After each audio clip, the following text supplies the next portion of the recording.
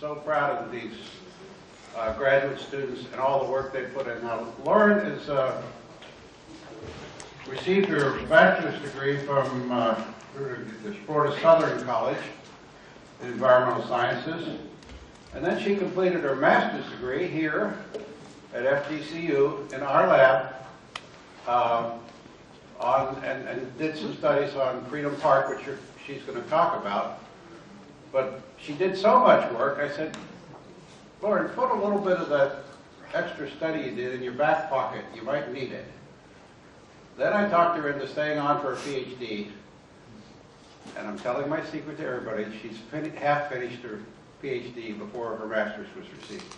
So, no, she did very well. In other words, she's written up chapters now on and she'll be talking about Freedom Park wetlands.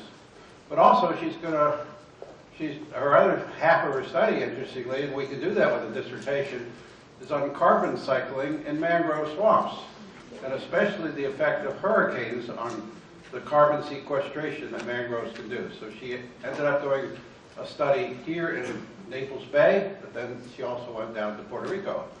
And so she evaluated both sites that, of course, were both affected by the hurricanes.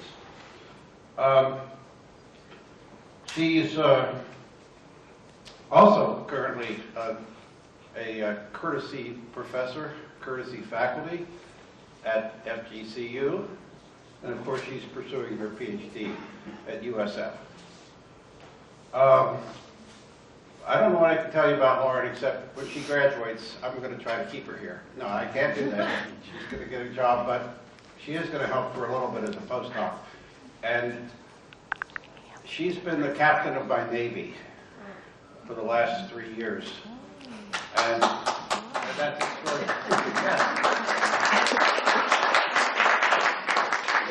We occasionally do take a boat out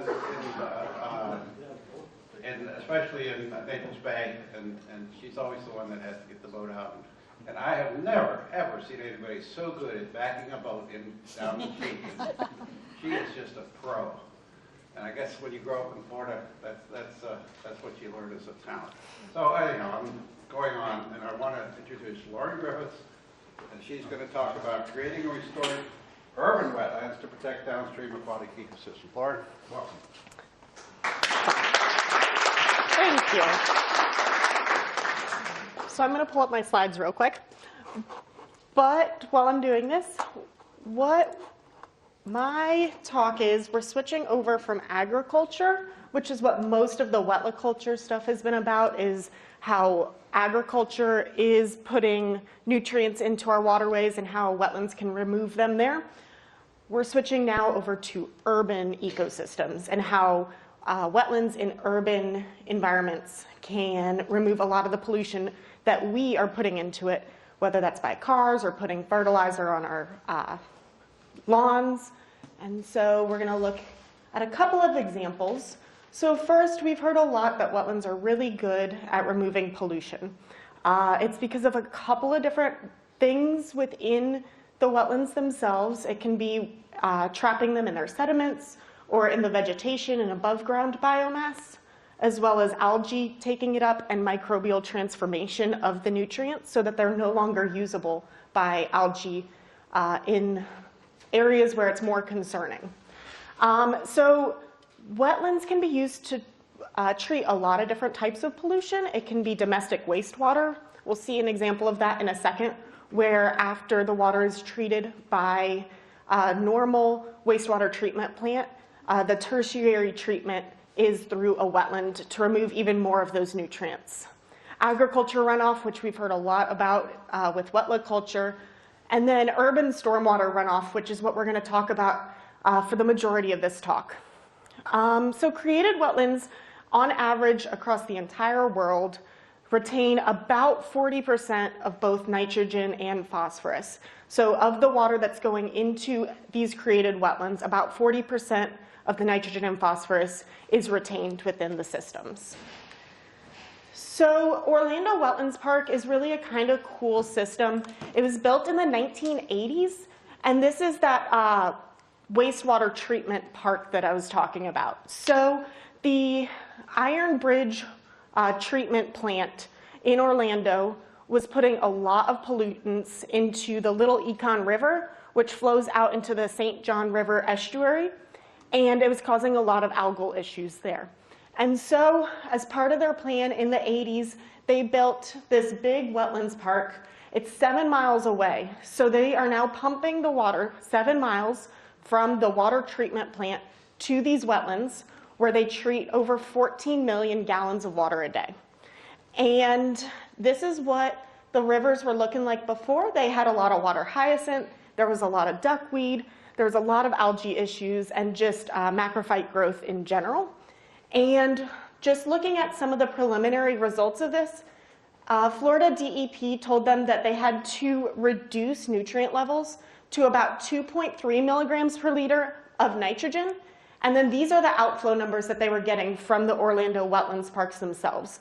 So for the 4 years of the study, all the numbers were significantly below what they were permitted, what their regulations were.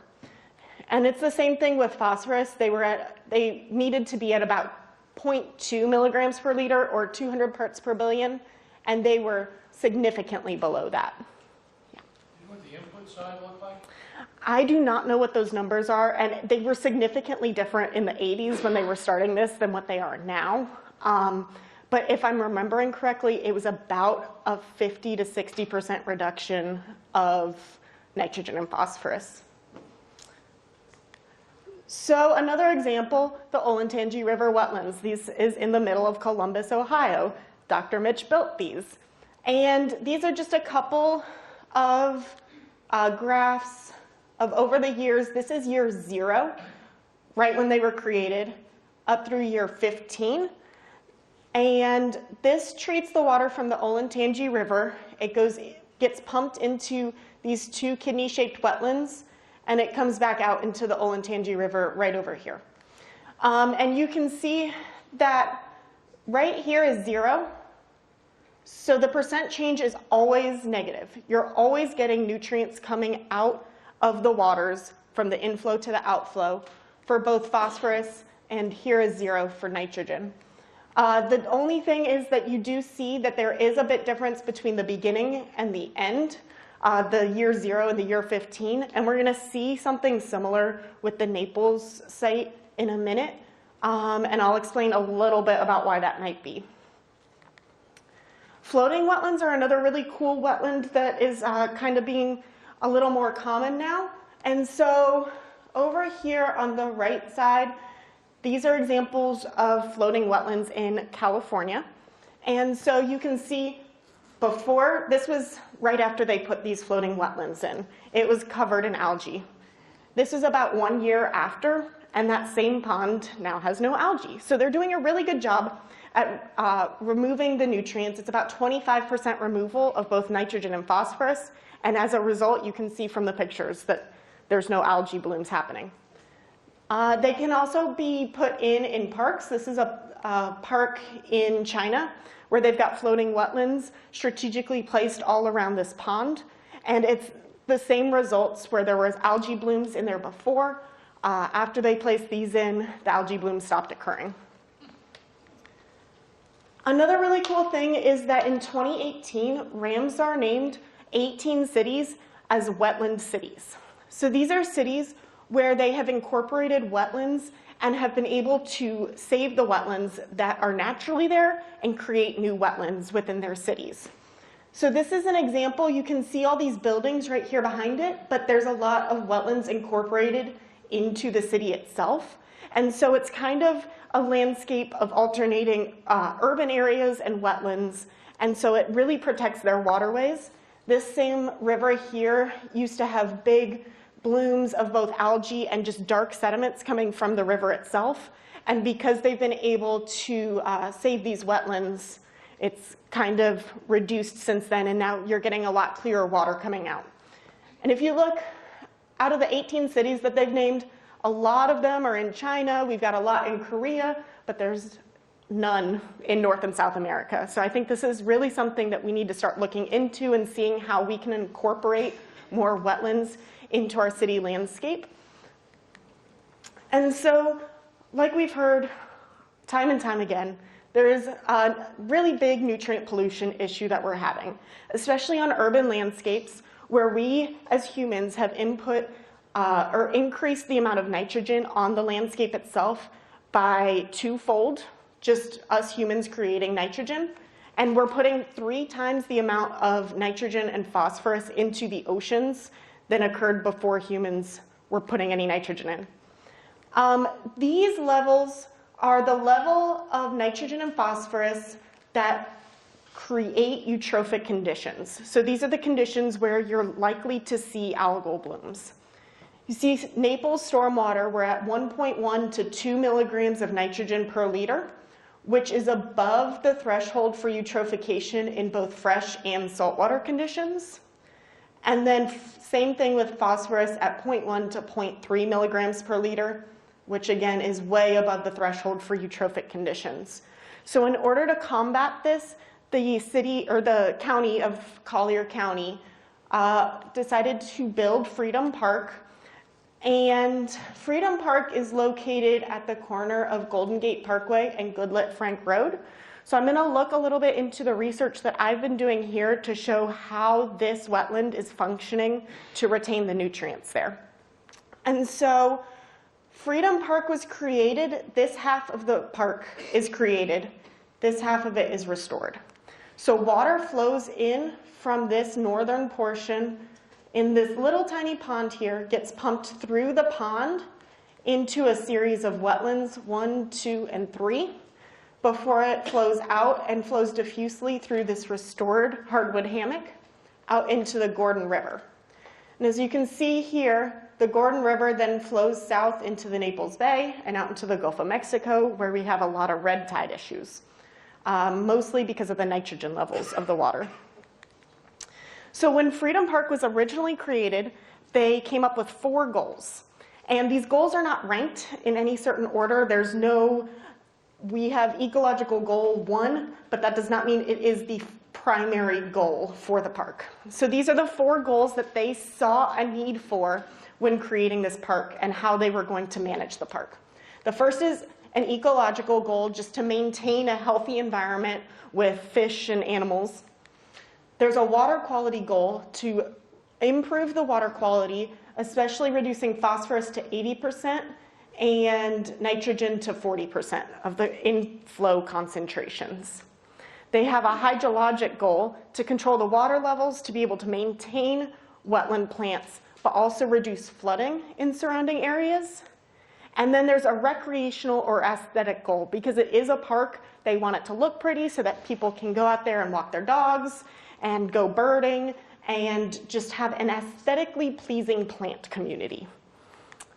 So for about 2.5 years, we took nutrient samples at the inflow and then all through these wetlands. So we've got it at the pond inflow, outflow, and then the inflow, middle, and outflow of each of the wetlands. And this runs in series. So what we would expect is that the water coming in is the dirtiest, and it's getting cleaned as it goes through this wetland series. And so what we're going to see next are some of the results of this.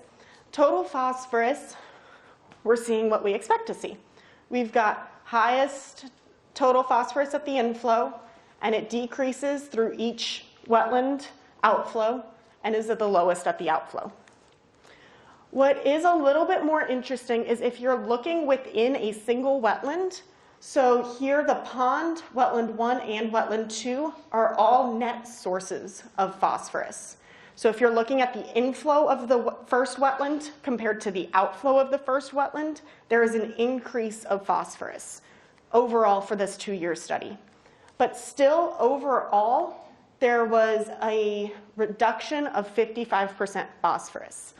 Now, what we initially thought, and we'll look into it in a couple of slides also, is this is, because it's being a source of phosphorus, it could either be from runoff going into the wetlands themselves, but more likely these wetlands have been running for 10 years now, so they have a significant sink of phosphorus that they've been storing in their soils for 10 years, and now as they're pumping more water into it, it's starting to become a source. So we're going to look into that in the future. So total nitrogen, we're seeing very similar trends. They aren't quite as sharp of a decline as we would hope to see.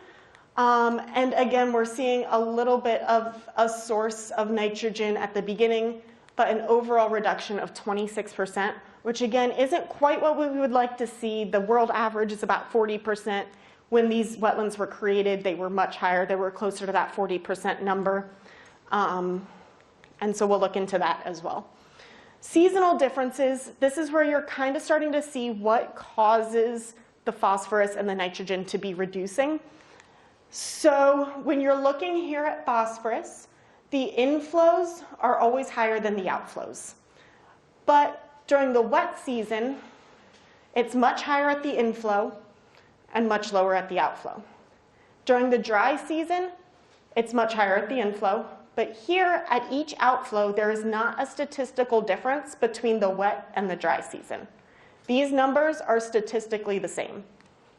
So what this means is that you could increase this amount of pollution at the inflow, and the outflow would be getting statistically the same concentration of phosphorus at the outflow. So it could be treating dirtier waters. Nitrogen, you get a very similar trend where nitrogen is higher at the inflow than it is at the outflow, as we would expect. But it's opposite in the fact that during the wet season, we see a big difference, and the dry season, we see almost no difference. So what that means is that it's the hydraulic loading rate, the amount of water that they're putting into the system, that is impacting the nitrogen retention within the system. So during the wet season, when they're pumping a lot of water in, we get a big reduction in nitrogen. Whereas during the dry season, when there's almost no water coming in, and a lot of these areas actually don't have water flowing from the beginning to the outflow of that wetland, there is no reduction in nitrogen, and it's not being retained within the wetlands. And so what we started to look at were the different pathways of nutrient retention to see where phosphorus and nitrogen were being stored within the wetlands themselves. So the main pathways we were looking at were sedimentation, vegetative uptake, and algal uptake. And so we have our known inflow and outflow numbers of phosphorus and nitrogen. So we have what we expect to be the net sink of nutrients within the system. Our nitrogen budget, you see, is a little bit strange because our inflow number is 28.5 grams of nitrogen per square meter per year, and our estimate of sedimentation is that over 33 grams of nitrogen are being retained in the soil. So what this starts to point to is that there's an added input of nitrogen that we aren't accounting for just by pumped water going into the system. And so that's where, if you heard Dr. Mitch talk yesterday, he spoke about the sprinkler system. That might be a factor here where the sprinklers are bringing nitrogen into the system. It could also be runoff from the roads that are right around it. So we need to really look into what this added input is so that we can better understand the dynamics of what are going on in the system itself. Phosphorus budget makes a lot more sense. There's not a huge phosphorus input that's unaccounted for here. But the big thing here is that algal uptake and sedimentation are the main sources of the phosphorus retention within the system. So when Collier County came to us to do this study, they came with 3 issues that they wanted us to solve. Their big issue was that there's a fair amount of exotic vegetation invading into the wetlands. And if you remember, their recreational goal was to have really pretty vegetation so that people could enjoy the view. And they don't like that there's, I hesitate even calling it exotic vegetation. It's really non-planted vegetation. It's when they created the wetlands, there were a certain number of species that they planted, and now there are species outside of those planted species that are starting to take over, and that reduces their views when people are walking around.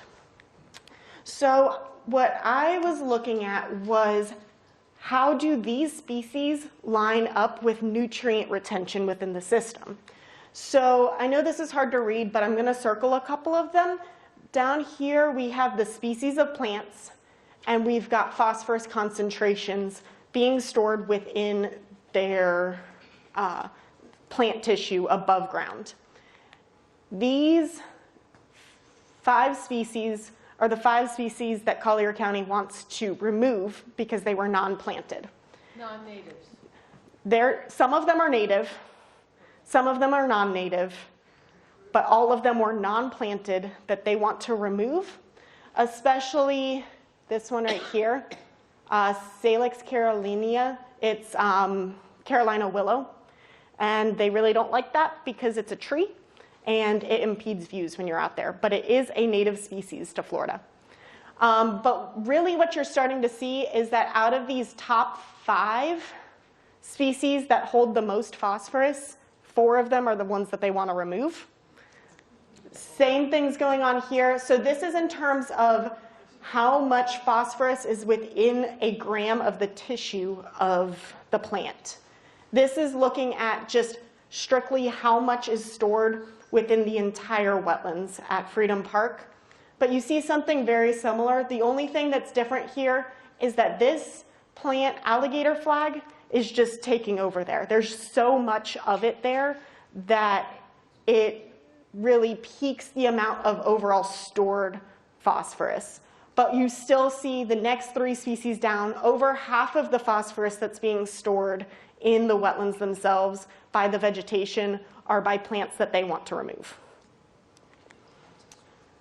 Another really interesting thing that we got to do, because we started sampling out there, we were on contract with them starting in 2016.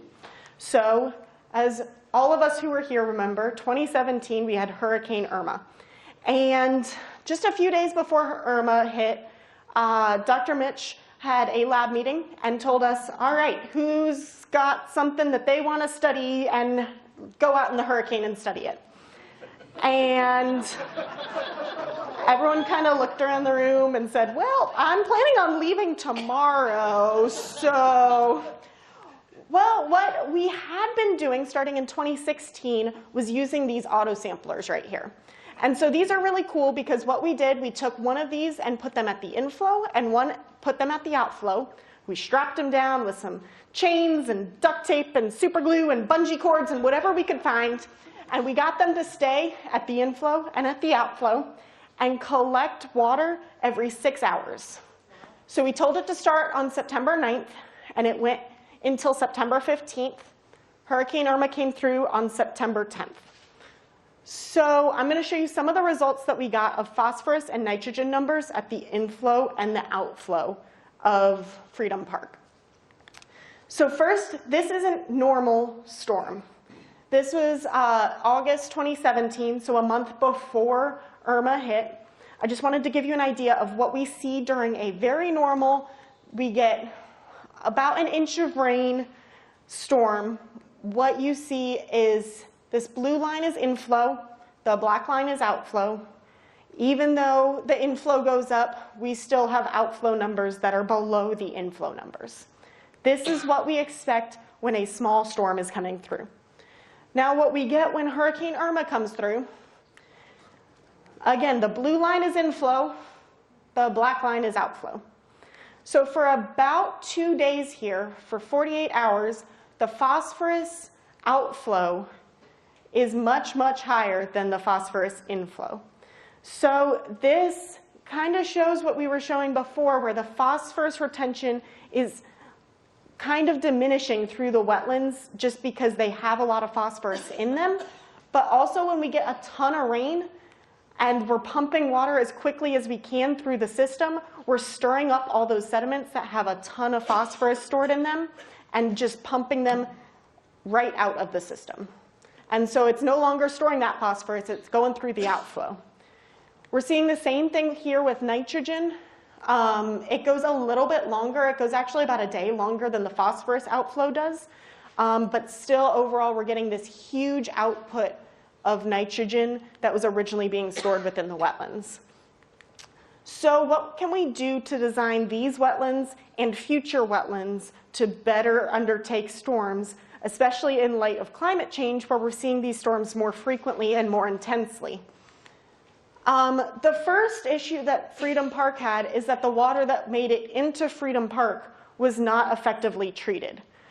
It wasn't really designed for these very large storms. It was designed for normal storm events that we see. And so the water is just going through the wetlands too quickly to be treated. So what we need are wetlands that are capable of storing more water. And this can happen in a couple of different ways. The first is just having larger ponds. So if we have bigger ponds and we pump more water into them, the water will stay in the wetlands longer. The second is flooding the wetlands. As the wetlands are now, there is a ton of room above where the high water line is that water could be flooded over that line. The problem is the outflow is controlled by a weir like this. And so as long as the water level is above the bottom of this weir, there's water flowing out of it. So there needs to be a way where when there are huge storm events and we're going to pump millions of gallons of water into the system, we can block the outflow and keep the water retained within the wetlands for a longer period of time. The other issue that we had here was that a lot of the water that was at the inflow of Freedom Park did not get pumped into the wetlands themselves. And so none of that water was treated in any way, shape, or form. Freedom Park, the inflow, it's really hard to see because it's so small, is this little dot right here. And so all of the water from all of Naples north of Freedom Park is flowing through culverts into this little pond. And then when the pumps are activated, it pumps water from this pond into the pond and wetland system of Freedom Park itself. But the pumps are not designed to pump the amount of water that we got during Hurricane Irma. So this little pond overflowed. And there is a culvert that runs along the north side of the park here, which is what Freedom Park basically bypasses when it's running normally. But during the hurricane, this overflowed and sent a ton of water down this culvert and out directly into the Gordon River and into Naples Bay. So none of that water was treated. And so really what this means is that when we're designing these wetlands, we either need to design them with bigger pumps for these really big storm events or have more storage at this point here before it gets pumped in, just so that we can store that water until we can pump it into the wetlands to be treated. So in conclusion, these are some conclusions based off of this study at Freedom Park, but that can be used for urban wetlands in general. Is that for nitrogen retention, we really need to focus on water flow and water level. That's what we saw with our wet season, dry season comparison of nitrogen, but also in general, when we're talking about denitrification and those microbial activities, water level and water flow are really important to retaining nitrogen or removing it from the water column. For phosphorus retention, we need to focus on sedimentation, and really what that means is reducing resuspension. So keeping water from flowing too quickly through the wetlands and resuspending all of those sediments and keeping the phosphorus retained within the system. These wetlands and a lot of wetlands can treat larger volumes of water and also higher concentrations of nutrients during a normal wet season.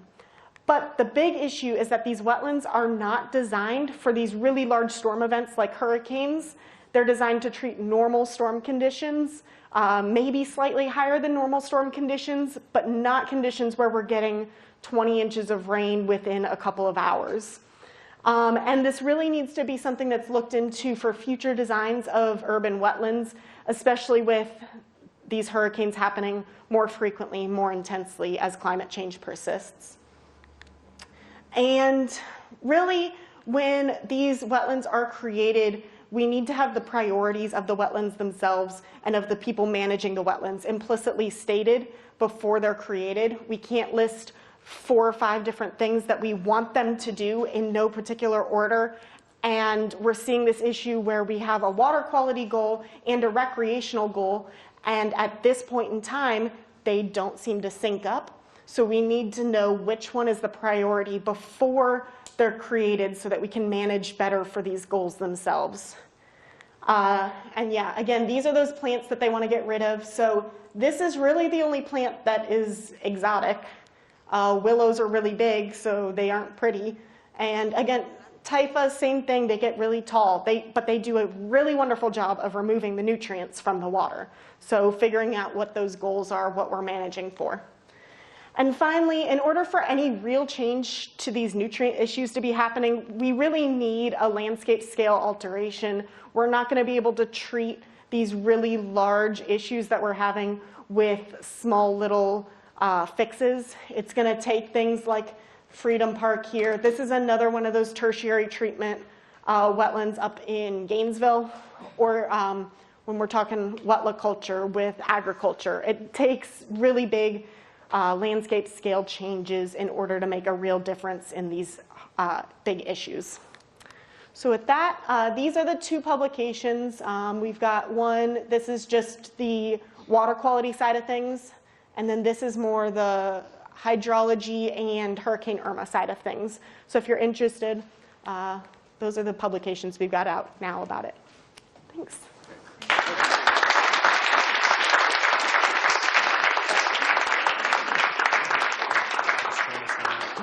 Okay, thank you very much, Laura. We have Just hit time it for a once few when it's questions. green. Real world things. I have wetlands around my home up north, and I've thought about this actually in the past. I brought it to the fore again. A lot of them are owned by the state or whatever. Are there plantings that, because we've had 10 years now of increased rain where we come from, are there plantings that they can put in that would retain more of the nitrogen and phosphorus than what is there naturally? I think it has less to do with planting specific species there, but when there are nutrient issues, the plants that retain the most nitrogen and phosphorus are going to show up, just because they want that nitrogen and phosphorus source. So I think it's less to do with planting specific things and more to do with leaving what does grow there naturally there. So Nature will take care of it, and it'll reduce what it should. Great. As you know, the city and the county just passed fertilizer ordinances that provide a blackout period from May until September. Yeah. Now that's assuming that, of course, those ordinances are enforced. Will you be looking at that, whether or not that is making a difference, whether or not those ordinances are making any difference at all, that blackout period is making a difference at all? So unfortunately, our contract is up with Collier County currently. So we have very little data on the wetlands themselves.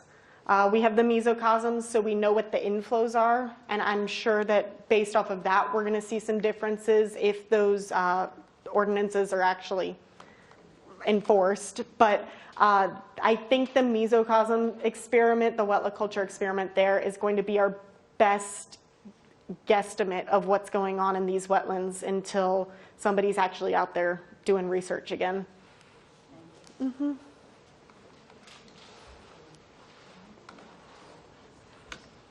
Thank you. So Naples had a strong fertilizer ordinance for, gosh, what was it? It was passed in 2008, and then it was removed in 2017. So for quite a long time. So it was just without a strong ordinance, without a ban for just several years. There has been research in other communities that have had rainy season bans since 2007.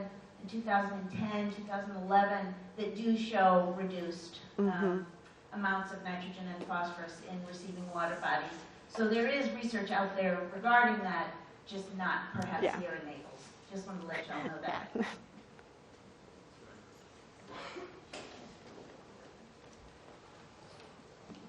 Thank you for that. Your comment about the muds, the sedimentary sink of phosphorus. In terms of thinking about that, when you sort of project forward, if that mud is continuing to absorb and hold law of conservation of matter, over time, how serious does the mud itself become as an equilibrium constant releaser of phosphorus, which then demands more area for that sedimentary to be resolved? Yeah, so I think a lot of it has to do with how it's managed. If it's properly managed, what we saw with the 15-year study in Ohio was even though it was losing some of that phosphorus retention capability, it still was an overall store of phosphorus. Whereas here, when I hesitate to call the hurricane a poorly managed situation just because it wasn't designed for it, but that's what you would kind of expect to see when it isn't properly managed, when the hydrology is altered in a way that the wetlands can't hold the same amount of phosphorus that it normally does. So if it's properly managed, it shouldn't be a concern.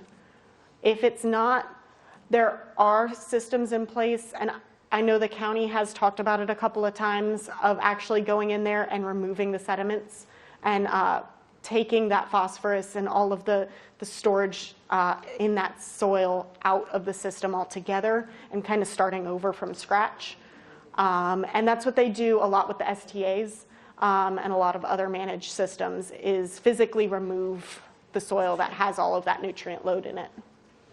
As a second question, maybe Professor here can answer this, is has anybody done borings into Lake Okeechobee to determine how far down the sedimentary layers of phosphorus might be as a reservoir continuing to release into, again with the equilibrium constant, into the lake on an ongoing basis? Because we keep pushing it in, and somehow when there is that excess in the water, the sediment obviously becomes the sink, and the source keeps coming in. How far down, has anyone done a boring, for instance? That might be a good research project for a graduate student. I'm pretty sure they have, but I can't picture an author right now. But yeah, there's people. There's a lot of muck in the bottom of Lake Okeechobee, and that's going to be eutrophic for decades. Thank you. Lauren, listening to your presentation and the ones that came before it, as you saw these numbers change, both the phosphorus retention and the nitrogen release, do they become signals for the idea of this architecture that was even spoken of yesterday, where we go from farmland to wetland to farmland again? And is it telling you when that ought to happen by virtue of the point where it's no longer absorbing but available? Well, so it is continuing to absorb, just less efficiently. It was, from my memory, about the 7-year mark at Freedom Park when it started to lose its efficiency, but it also has a lot to do with, again, how it's managed. So the amount of water that they're putting in, the amount of pollutants that they're putting in is all going to be a factor of when that mark actually happens. But I believe at Freedom Park it was about the 7 to 8 year mark. Freedom Park may not be a target for becoming farmland. I mean, is there a learning that transfers from one to the other? Is really the question. Well, you're getting the exact same nutrients coming in, and those are the things that you're trying to store and reuse as agricultural land. And that's why I think we're doing an experiment at Freedom Park, is you're getting the same effect of wetlands on the nutrient retention. And just as a comment on your goals issue, the alligator flag that the county would like to have out of the wetlands is the same plant that the county EPA is recommending to the HOAs to plant around their littorals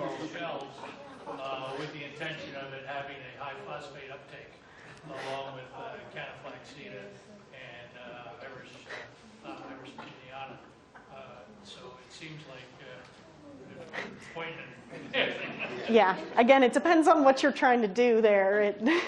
You're going to see recommendations that are different. We better stop. Okay, again, Lauren, thank you so much.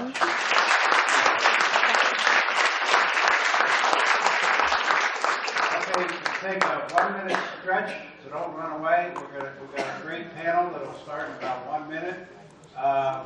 This time, if we had an introductory panel, we're going to the sparks fly after that one. This one, we've got 4 PhDs, serious scientists. And so we'll see how it goes, but I think we'll stir up things just as well. So give us about a 1 minute to get